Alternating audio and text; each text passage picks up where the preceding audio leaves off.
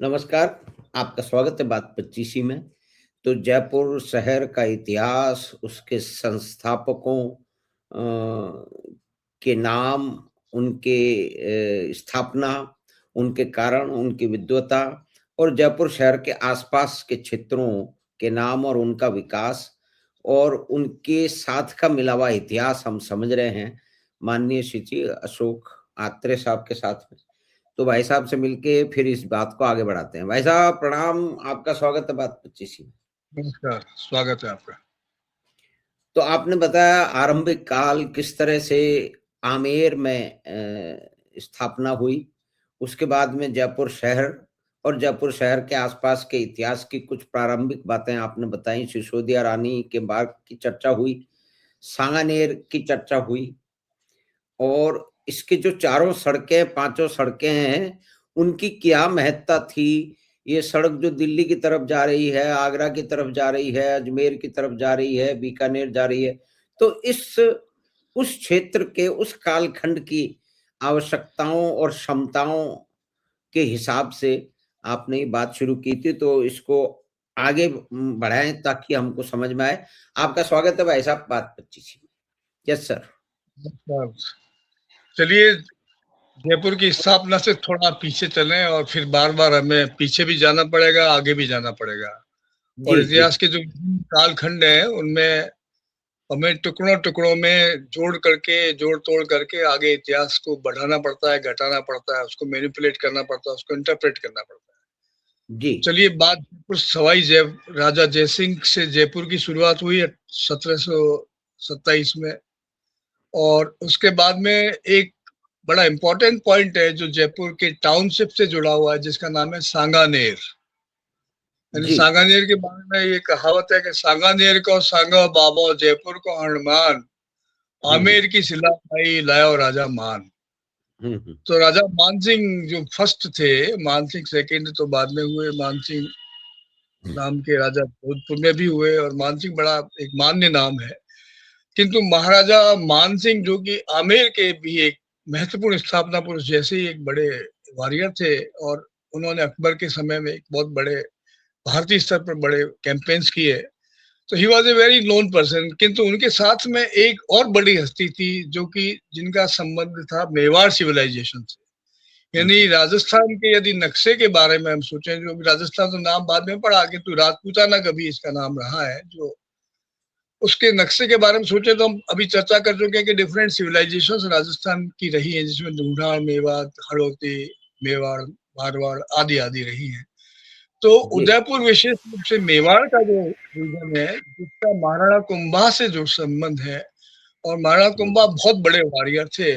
उनकी टेरिटरी जो थी वो न केवल मेवाड़ तक सीमित थी, किंतु गुजरात से लेकर के पश्चिमी राजस्थान के भी ओर छोर में चली गई थी।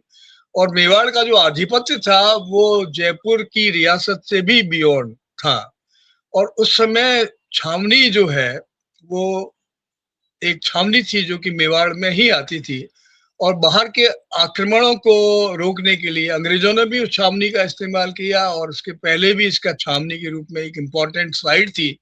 उस समय जयपुर बसा नहीं था और आमेर का विकास हो रहा था, किंतु आमेर भी उस समय जो था मेवाड़ की साम्राज्य के ही अधीन था, या उसका एक हिस्सा था, और एक हिंदू साम्राज्य का बहुत बड़ा विस्तार हुआ था। गजनी के आक्रमण के बाद या उसके पहले मेवाड़ साम्राज्य बहुत विस्तार ले चुका था, और उसका एक हिस्सा था सांगानेर।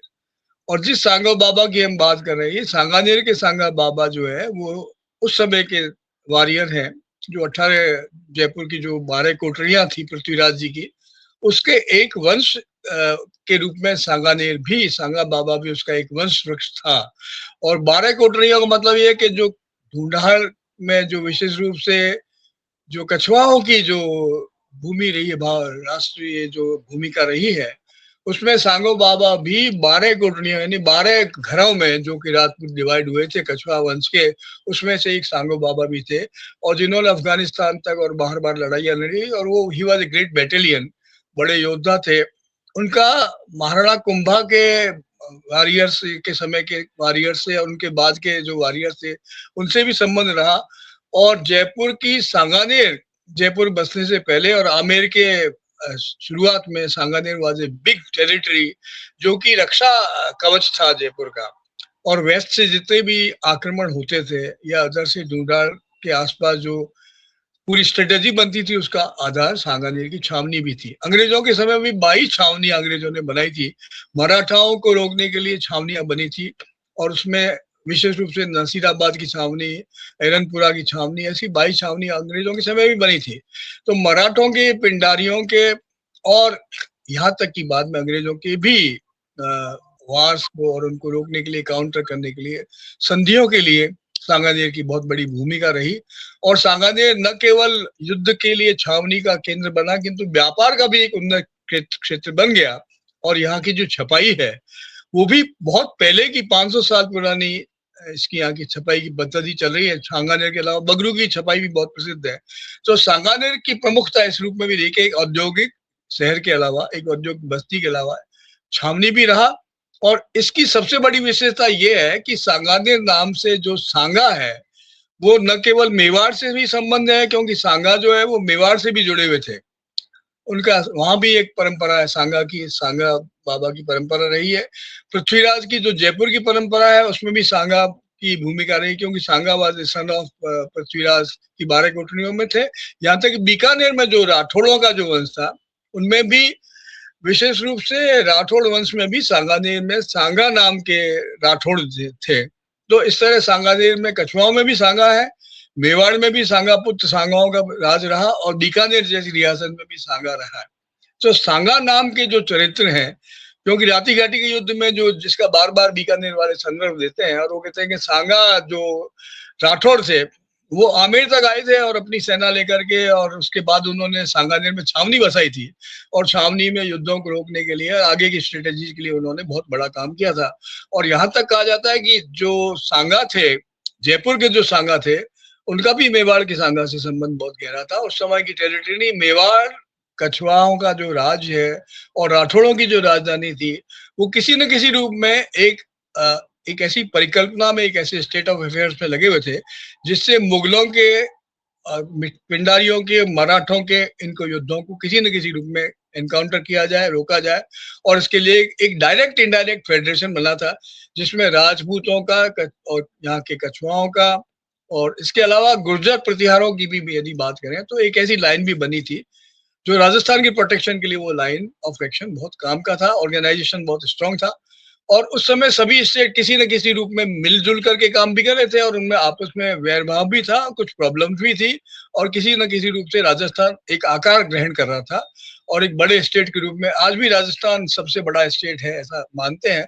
और उस जमाने में भी, जबकि मेवाड़ की 13वीं शताब्दी के बाद का जो डेवलपमेंट हुआ, जिसमें पूरा पूरा मेवाड़ साम्राज्य पूरे भारतवर्ष में जिसका नाम था, और अंतिम नाम महाराणा प्रताप की कीर्ति के रूप में बहुत प्रसिद्ध हुआ, जिसने कि अकबर के साथ में लोहा लिया और भारत को स्वतंत्रता के रूप में एक बहुत बड़े राज्य की इकाई के रूप में उसकी सुरक्षा की, उस इमेज को बना के रखा।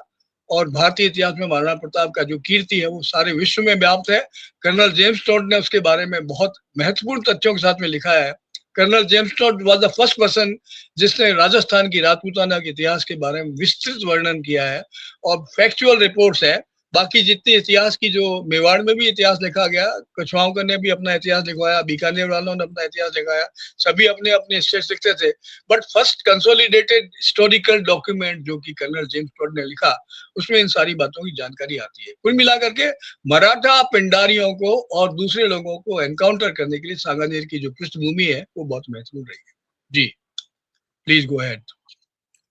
तो सांगानेर एक उस समय में एक छावनी की तरह से इसकी स्थापना हुई, और इसका उपयोग एक छावनी की तरह से हुआ।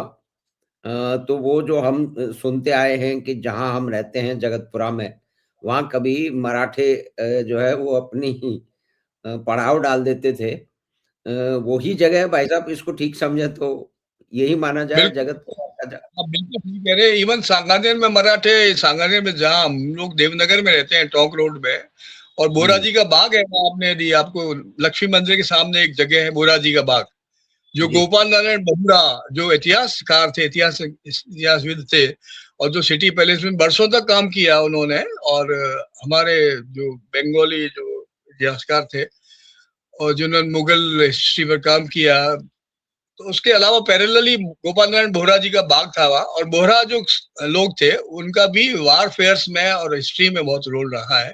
तो ये जो जगह थी बोहरा जी का बाग, यहाँ तक मराठे आ गए थे। मराठों ने चौथ वसूली का काम करते थे और वो अपना दूत भेजते थे दरबार में, और वो कहते थे इतने पैसे भेज दो वरना हम लड़ाई करेंगे। तो सांगानेर में जहाँ बोहरा जी का बाग है, लक्ष्मी मंदिर बना हुआ है, वहां तक मराठों ने आधिपत्य जमा लिया था। और वो देवर पार्ट ऑफ दी जयपुर, यानी केवल महल में जाने में कोई दिक्कत नहीं थी। यानी वहां से घोड़े जाते थे 15-20 मिनट में, आधा घंटे में महल में वो पहुंच जाते थे। Access was so close. पिंडारियों ने भी लूट खसोट की। और ये जो सांगानेर की टेरिटरी है, जिसमें आप जगतपुरा भी शामिल है, क्योंकि Jagatpura is part of all that area.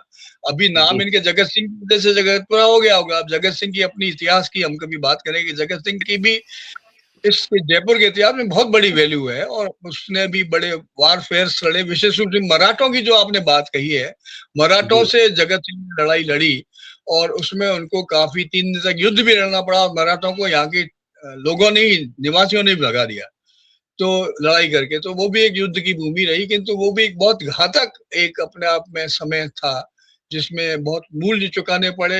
लाखों करोड़ों रुपए का लेन देन हुआ, और उसके बाद में फिर अंग्रेजों को अल्टीमेटली आना पड़ा, कि अंग्रेजों ने सबसे पहले मराठों को दबाया, और बाद में बुद्धम शरणम गच्छामि की तरह से अंग्रेजों की शरण में सारी रियासतें चली गई, जो बाद में धीरे धीरे खिसकने की कोशिश कर रही थी। बाद में अंग्रेजों की शरण में जाना पड़ा, क्योंकि अंग्रेजों की जो स्ट्रेटेजी थी वो सबसे ज्यादा स्ट्रॉन्ग साबित हुई।